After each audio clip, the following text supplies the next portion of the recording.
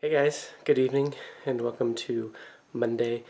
I didn't go to the grocery store at all this weekend because of my parents being over here, so I went to the grocery store and I'm gonna put all these groceries away as soon as I'm done talking to you for a second. And after I do that, well, I have one booktube video I want to post today. Actually, it's a currently reading video. Actually, was able to start working on it this morning. Able to start editing this morning, so I have a few quick things to do to it, and then I can hopefully get it out pretty soon. And the rest of my night's going to be reading and writing planning, which is fantastic. So, and then before all that though, like after I put the groceries away and before I start working on stuff, so the other day when my parents were here on Saturday, my dad found a wallet, and we tried to go find the owner of the wallet, and we went to the address on the guy's license, but he wasn't home, and they left a note for him, and my mom even found him on Facebook and messaged him about it. And he finally got back to my dad today, a couple days later, and my parents are gone obviously, and they didn't take the wallet with them. They left it here, so I'm gonna go give this guy his wallet back. I was gonna have him just come here and grab it so I didn't have to go anywhere when I got home, but he only has a bike apparently, so I'm gonna just go drop it off to him. He's right down the street. He's in the same town as us and everything, so it's not a big deal. So I'm gonna get started on all those things, and hopefully I can get a lot done tonight. And I should be able to get to sleep at a very good time tonight because I have nothing to do besides read and write, and I can get plenty of those things done before 11 o'clock. So we'll see how all of that actually ends up going. Guys, I broke a plate. My nice quiet night has been interrupted. I can see when it was dropping, I just as it was dropping, I saw it dropping in slow motion. It was just please don't break, even though I knew it was obviously going to. And then the moment of impact / the explosion is now perfectly ingrained into my brain. I would say it's traumatizing, but it's not. That's a little bit insulting to actual traumatizing things, but it was a little bit obnoxious. And now I have to make sure I got all the little pieces so we don't get little shards of stuff in our foot and this vlog doesn't eventually end up being named "We got a shard, a plate in our foot, and we had to go to the hospital," or use tweezers to get it out. Whatever. So that guy was nice. He was very grateful to have his wallet back, and I'm glad that we could get it to him. I wouldn't have noticed the wallet sitting in the middle of the street. My dad pulled over. We were on our way to Boston, and he saw it in the middle of the street, pulled over, and we were what is he doing? Because he walked back the way we came into the street and picked something up and brought it back, and was I saw a wallet in the street. So glad we could get it back to the guy. And like I said, he was really nice, and he was maybe 21, I think, and yeah, he was nice. So glad we could get back to him. And Giselle is already in bed and watching YouTube videos, I think, in the dark. Had a long day of work, and you'll be with her tomorrow. She has off work tomorrow, which is very nice. I'm glad she has off work tomorrow because last week she didn't have any days off. And besides Saturday and Sunday, we were doing stuff all Saturday, and Sunday was a bit more of a relaxing day, but we still did stuff, and hopefully tomorrow she can get some relaxation done, and you'll be with her tomorrow. So anyway, tonight has been a very good night.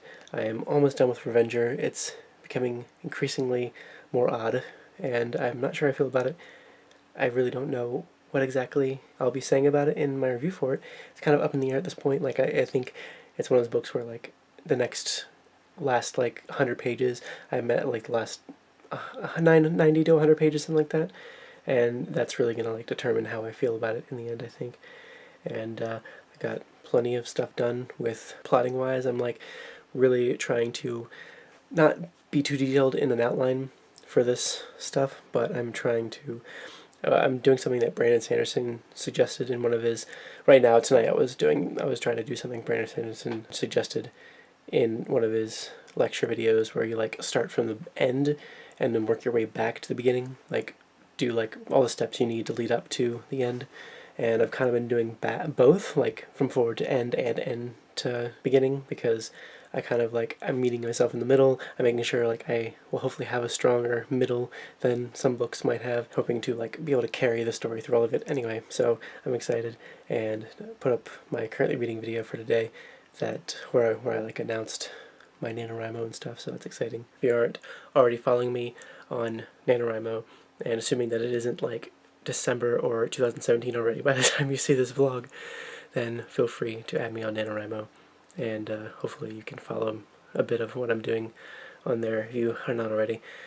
And yeah, hopefully by the time you see this, I'm not like completely, I'm not completely abandoned it, and I'm still going with it. But also tonight is like the first night that I've seriously considered turning on the heat in this apartment, because my feet are so cold, especially in this room. This room is cold. I think I'm going to buy myself a space heater for the office at the very least, but I might have to start turning on the heat for the apartment, which is crazy. It's only October. We didn't turn the heat on at all last year in our old apartment, just because we were like insulated by all the apartments around us. I think that's like the one positive thing about that apartment, is that it was nice and it was mostly cozy during the winter. And I think like this is cozy in a different way. It's an actual house. It's a home. I mean, we don't own the house, but it's like a whole floor of a house, and it feels much more like a home to us, and all that, like we've said. But it's going to be kind of cold here, I think. But it's got like baseboard heat.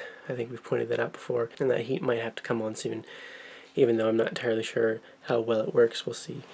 We'll see how it goes. It is my bedtime now, though, and I have no problem saying that. I'm doing pretty well, I want to say, with following it and sticking to it. And this morning I did wake up a tiny bit later than I wanted to, but I was able to finish doing the laundry, and I was able to work out, and I was able to get a couple things done, so that was nice. And I got to work on time and all that, so all that's fantastic. So things are going well. I think things are going really well right now. I'm very much behind on where I want to be with my planning, my writing planning and stuff, which is fine. I think I actually won't need as much preparation as I thought I would. I actually think I think I have just the right amount of preparation. Like, I want to go into it with some semblance of like creating certain things as I go along while I'm actually writing the thing. But anyway, I don't know. If you've ever tried your hand at writing before, if you've ever written anything before, I'd love to know how your process is with doing all this kind of stuff. If you plan really far in advance, you plan a lot ahead of time before you actually start writing, if you explore more, if you discover more.